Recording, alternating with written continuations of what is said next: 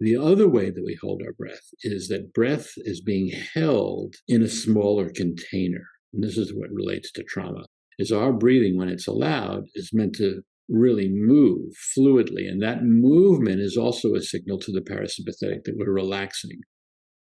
But if we have extra tension, protection, been oppressed, been abused, and we're frightened, we tend to hold ourselves really tight and small, right? We don't want to be visible. We don't want to be seen. We don't want to be vulnerable.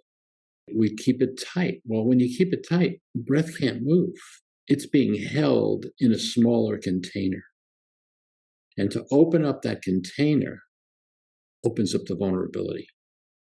That's a titrating phenomenon. That's why the intimate relationship with breathing, because if I can learn through my relationship with it, I can trust it, that even though I'm trying to move into that space that's being held, and I can feel that, and I'm connected to the felt sense of that, and that's my body, perhaps I can start to build some trust for that so that I can relax with that a little bit.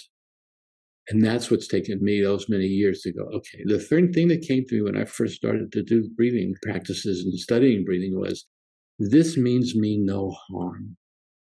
Of all the things in the world, this means me no harm. Can I learn to receive it, accept it, and have pleasure in my own breathing body?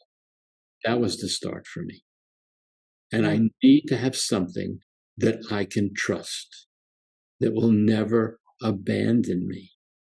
That even if it's not behaving properly, it's still doing its job. It's doing what I have asked it to do. This is Lynn Fraser. Join us for the 2024 Radical Recovery Summit, January 12th to 21st. RadicalRecoverySummit.com.